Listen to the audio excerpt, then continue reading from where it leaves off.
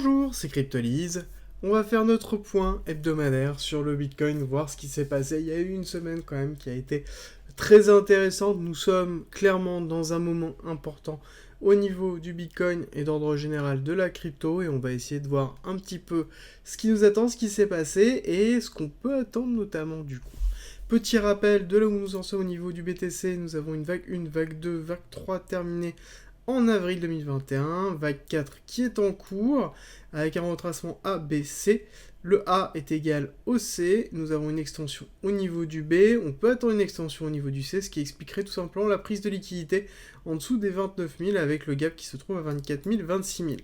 Pour l'instant, nous n'avons pas d'invalidation de cette théorie. Une invalidation se ferait par une cassure franche, une validation de cette cassure des 52 250, qui est ce niveau protégé au niveau de la descente à 1, 2, 3, 4, et nous sommes actuellement en attente de la 5e pour valider ici un schéma de Wyckoff d'accumulation avec un psy SCAR-ST AR, et on attend du coup un STB, donc une prise de liquidité de ce SC, donc un point plus bas, voire potentiellement un spring pour un deuxième point le plus bas.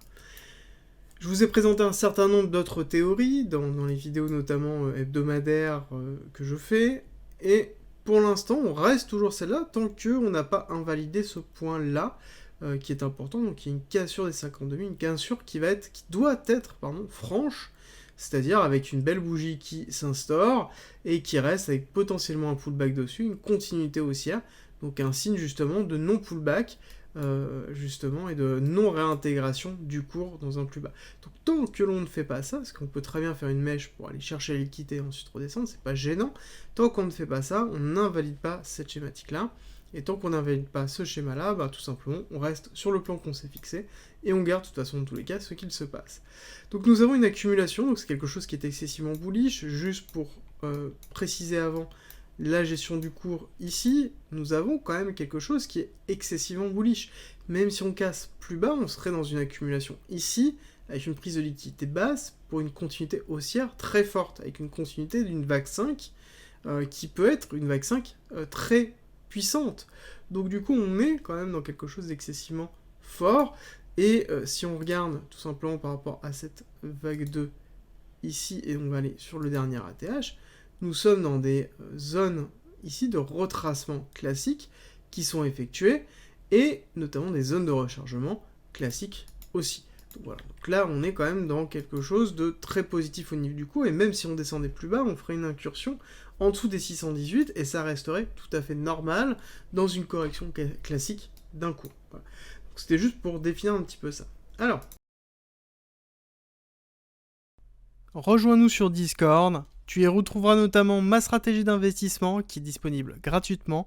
Je montre comment je construis mon bag, le fonctionnement de mes optimisations, quand acheter, quand vendre, tout pour éviter justement les principaux pièges. Si tu aimes mon contenu, like, partage et abonne-toi, ça m'aide énormément. On va regarder un certain nombre de choses. Donc là, c'est une vue en hebdomadaire du Bitcoin, sur changer de graphique juste pour faciliter. La première chose que l'on peut voir, on va juste décocher dans un premier temps Ishimoku.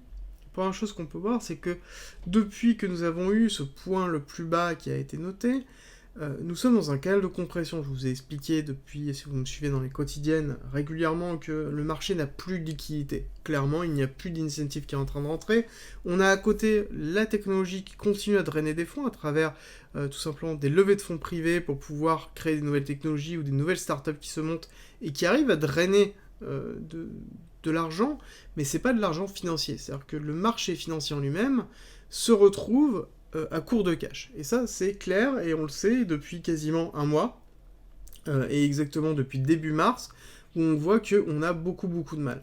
Et de toute façon, on le voit dans ces bougies hebdomadaires, que ici, nous avons des mouvements qui s'effectuent très forts, là, notamment ces bougies-là, et même des retracements qui se font avec des belles bougies, et on a eu quand même cette bougie ici, celle-ci et celle-ci, notamment avec la déstabilisation géopolitique, où on voit qu'on a une compression du cours qui s'est effectuée. Compression qui se voit moins bien quand on n'est pas en hebdomadaire, mais qui se voit très bien sur une seule unique bougie, parce qu'on a encore de la bougie qui est très faible, avec justement des tiges très longues, donc ça veut dire qu'il y a eu des mouvements, mais que derrière, on a une compression du cours qui s'effectue, parce que, en l'occurrence, le corps de la bougie va se recentrer sur son point d'entrée, son point de sortie. Et donc c'est exactement ce qui s'est passé là. On voit que depuis 2 semaines, on a un changement de rythme qui s'est effectué avec notamment 2 belles bougies vertes qui sont qui sont apparues, avec une poussée construite qui s'est justement faite notamment cette semaine. Cette semaine, on a eu vraiment une construction très particulière, je vous l'ai présenté notamment dans les hebdomadaires, et qui nous ont amené à un point très important. Un point qui est le point à l'heure actuelle qui peut être très fort, qui est la zone des 618, quand on regarde en fait un retracement sur cette descente-là. Donc là, c'est une zone qui a été travaillée plusieurs fois, donc notamment 1 mèche, 2 mèches, 3 mèches, et là c'est la 4e fois qu'on tape dessus, pour voir ce qu'il se passe avec derrière une possibilité de descente. Ce qui est important à savoir, c'est qu'il y a plusieurs éléments à prendre en compte. Le premier, c'est que nous sommes dans une phase de compression, oui, mais que là, on est en train de sortir de cette phase de compression. Oui, mais pas tout à fait encore. Il est important, pour pouvoir sortir cette phase de compression, évident, c'est qu'il faut casser ce niveau-là. C'est obligatoire qu'il va falloir casser les 45 000 et valider cette cassure. Vraiment attendre la validation de la cassure. C'est attendre le fait d'avoir une bougie qui se construit, qui se clôture au-dessus, et possiblement avoir un petit pullback pour pouvoir repartir. Là, on pourra se dire que là, c'est fait. Pourquoi ? Parce qu'il y a plusieurs éléments. Premier, c'est qu'ici, nous sommes dans un triangle de compression. Il est toujours d'actualité. Il est juste moins fort. On se retrouve sur un autre type de triangle, mais néanmoins, si on est repoussé ici, on sait qu'on ira travailler à minima les 39 000. Mais, il y a aussi autre chose. C'est que nous avons une schématique qui se met en place depuis un certain temps, qui est un W weekly, qu'on voit passer sur un peu partout, et qu'on voit se mettre en place sur beaucoup d'actifs. C'est quelque chose qui, à l'origine, est excessivement bullish et qui est hautement tradé par notamment un ensemble de retail et qui est un signal fort de potentielle reprise. Ce signal fort, il faut impérativement attendre sa validation. Pourquoi ? Parce que ici, nous avons aussi tout simplement un trading range qui s'est mis en place. Hop. Et donc, ça veut dire que nous avons ici et ici des pools de liquidité très fortes. Donc tout simplement, les personnes qui se positionnent ici en vente vont être ici. Nous avons tous les achats de toutes les personnes qui veulent partir sur un W weekly. Donc on a des ordres d'achat limites qui sont mis en place. On a les stops qui sont mis en place par ceux qui appuient sur le sell. Et idem ici, à l'inverse, forcément, avec soit une continuité de la descente, soit de l'achat de range. Donc là, on se retrouve dans une zone excessivement importante pour le cours, parce qu'on a plusieurs types de traders qui vont s'affronter. On va avoir les traders à la vente, on va avoir les traders chartiste bullish qui vont se dire ok, bah, je trade la cassure, derrière j'achète directement ici. Je vais avoir les traders de range qui se disent ok, bon là on arrive en top de range, donc j'appuie sur le bouton sell. Et à côté, on va avoir aussi tous ceux qui vont se dire bon bah là en l'occurrence on est dans un trading de compression, donc on va aller chercher plus bas à minima. Donc soit ils ont pris ici le buy, donc ils vont prendre des profits ici, et donc redescendre après par la suite. Donc ce qui est tout à fait normal. Donc là, on est dans une logique classique dessus. Donc ça veut dire qu'on va avoir une confrontation excessivement forte des différentes typologies de traders, et donc possiblement une augmentation des volumes. Et c'est un petit peu ce qu'on attend. On attend une reprise de la liquidité. Alors, ce qu'on va faire, c'est... Là, je vous ai expliqué la partie chartiste, je vous ai expliqué la partie smart money avec la notion d'order flow qui se met en place et qui est en train de se mettre en place. On sait qu'on a une augmentation, je vous l'ai présenté hier, des ventes. Là, on a beaucoup de ventes à levier qui sont en train d'appuyer. Donc, ça veut dire qu'on a beaucoup de liquidités qui se renforcent ici avec possiblement un short squeeze. Donc, on pourrait très bien avoir une accélération du cours à la hausse pour liquider tout. Et ensuite, derrière, bah, qu'est-ce qui se passerait ? On aurait une réintégration forte du cours, si c'est vraiment un short squeeze. Donc du coup, on aurait une réintégration du cours avec derrière une chute très forte. C'est pour ça que je vous dis, dans tous les cas, attendez les confirmations, quoi qu'il arrive. Surtout, on ne fait pas de FOMO, on se concentre, on fait attention. Peu importe qu'on monte ou qu'on descende, dans tous les cas, on attend toujours les confirmations. Alors on va regarder un petit peu justement d'optique de trading, voir ce qu'on peut avoir dessus. On va avoir du Ichimoku. Ichimoku qui est plutôt intéressant, sur lequel je vous ai déjà présenté un petit peu. Néanmoins, ici on voit que la lagging span, bah, elle peut pas passer. Donc elle pourrait passer à partir de la semaine prochaine si jamais on fait un petit retracement pour redescendre et repasser. Néanmoins, on a encore quelque chose qui est pas forcément bullish, c'est que le Kumo ne nous donne pas en tout cas une indication suffisamment forte pour une volonté haussière. Même si on voit que la LS ici est bloquée, là on a encore un petit peu de marge pour arriver sur le haut du Kumo dedans. On a encore un gros écart entre ici la Kijun et la Tenkan.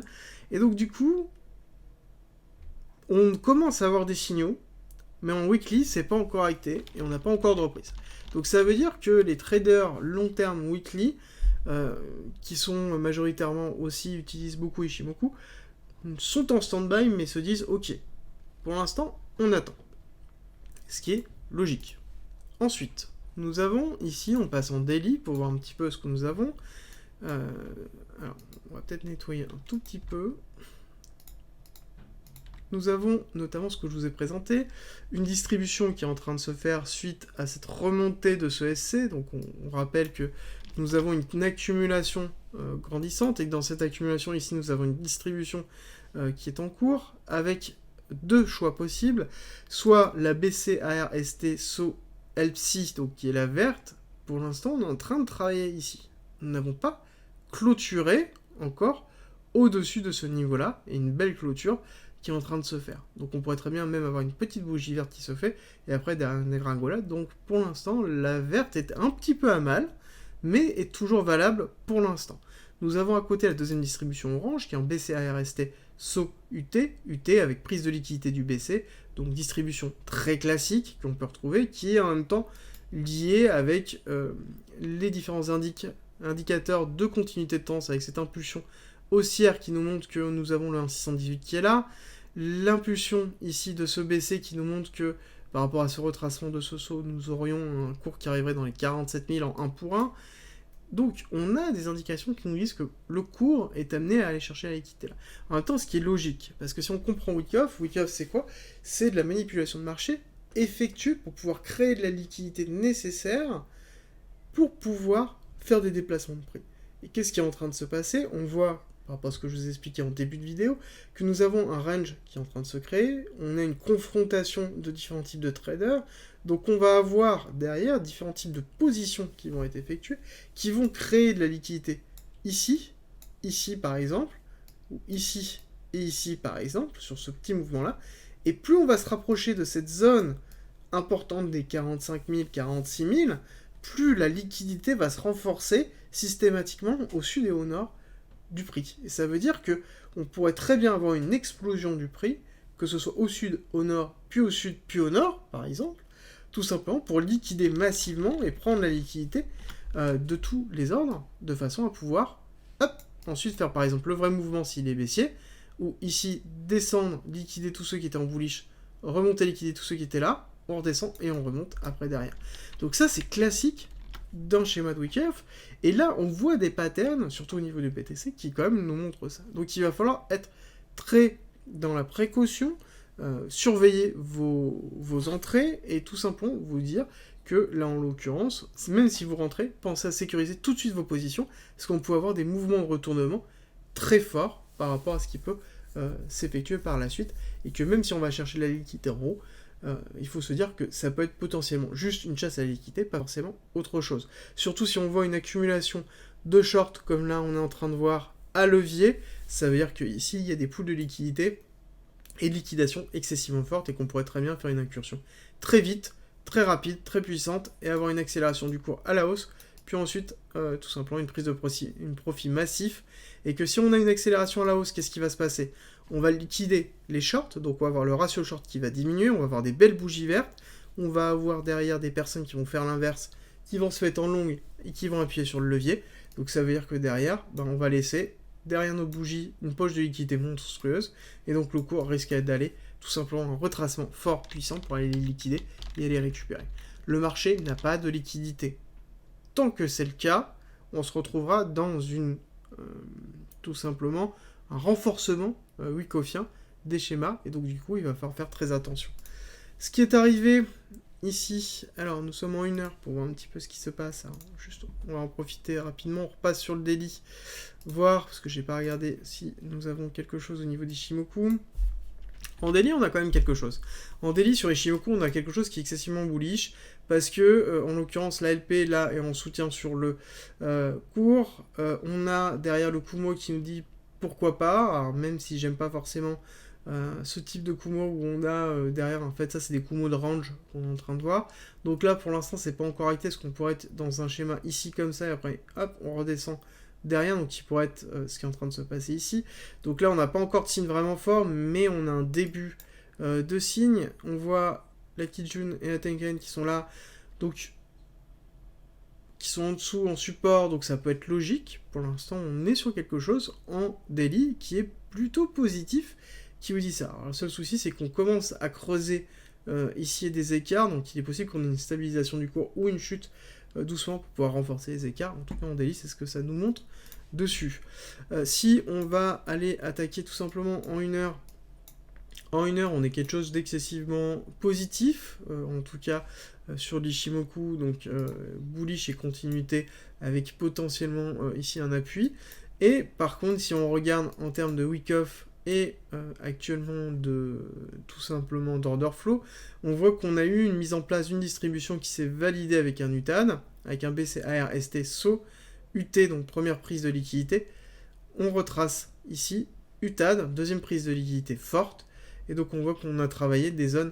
Alors on est un tout petit peu, je pense que potentiellement on aurait pu aller chercher le 618 ici, mais on est en train de travailler des zones excessivement fortes, et on a eu un retracement là, donc on a eu un petit break-off structure mineur sur de lower time frame qui m'ont permis de rentrer notamment sur une cassure short, mais néanmoins on n'a pas de break-off structure sur 1 heure pour l'instant. Pour l'instant, nous sommes en train de travailler cette zone-là. Pour moi, nous n'avons pas de cassure de la continuité haussière qui est en train d'être effectuée. Le break-off structure nécessaire pour ça, ça va être à minima celui-là, donc c'est-à-dire les 43 600, pour pouvoir se dire que, bon, bah là en l'occurrence, on validerait potentiellement l'UTAD avec une continuité baissière et une inversion mineure de structure et de market. Par contre, la vraie cassure qu'on aurait à voir pour valider cette distribution est quelque chose qui pourrait annoncer justement un retour dans les 33 000, serait une cassure des 41 755, qui serait du coup une validation de la distribution forte. Et donc là, par contre, on enchaînerait avec une liquidation massive des personnes qui sont longues, qui sont montées en fait durant toute cette poussée, et donc on aurait une descente très très forte. Alors, au niveau du RSI, on n'a pas forcément quelque chose qui est très puissant. On a derrière, évidemment, ici, une invalidation de la divergence qu'on avait mise en place. Donc là, on n'a plus de divergence. Donc on est en train de nous dire que potentiellement, on va peut-être continuer plus haut. Voilà. Là, on a une baisse du RSI qui est en train de se faire, donc ce qui est logique par rapport au week-end que nous avons. Donc il va falloir surveiller le RSI. Il faudrait qu'il descende encore un petit peu plus, potentiellement dans les 40, en dessous des 40, ce serait bien, pour avoir de la marge, pour pouvoir continuer à monter. Et le monter où ? Bah, monter, au moins aller chercher les 44 500, enfin les 45 000, pardon, 500, pour aller récupérer la liquidité de ce top du CLPSI, et potentiellement après soit faire une chute et valider vraiment l'UTAD, soit potentiellement continuer plus haut et à ce moment-là invalider la schématique verte et aller prendre le BC, donc à ce moment-là on casserait pour aller chercher les 45 000 voire 46 000 et potentiellement aller chercher les 47 000, moi c'est plus ou moins un objectif. Si jamais on casse ici fortement avec une validation, avec une bougie, on pourrait très bien aller chercher voilà, les 46 000 sur une zone très forte que j'ai notée depuis un certain temps d'ailleurs, les 46-47, voilà, qui est une poche de liquidité excessivement forte. Alors, si on continue un petit peu au niveau du total market cap, je vous ai dit qu'on était dans une zone excessivement importante avec notamment du RSI où il fallait impérativement casser ici ce niveau-là, donc les 2,019.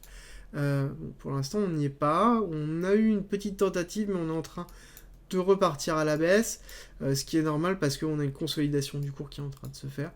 Là, c'est excessivement intéressant parce que si jamais on a une cassure qui se fait ici et une ranging qui continue au niveau du BTC, ça veut dire quoi ? Ça veut dire qu'on va avoir derrière possiblement une season halt qui va se mettre en place avec un Swift en fait des liquidités qui va aller sur les alts et qui va être tout simplement un BTC qui va ranger tranquillement avec très peu de liquidité, et à côté les alts qui vont drainer la liquidité du marché, et possiblement nous permettre de pouvoir aller un petit peu plus haut avant que le BTC puisse repartir à la hausse ou à la baisse, peu importe, et donnera le ton sur la suite des événements.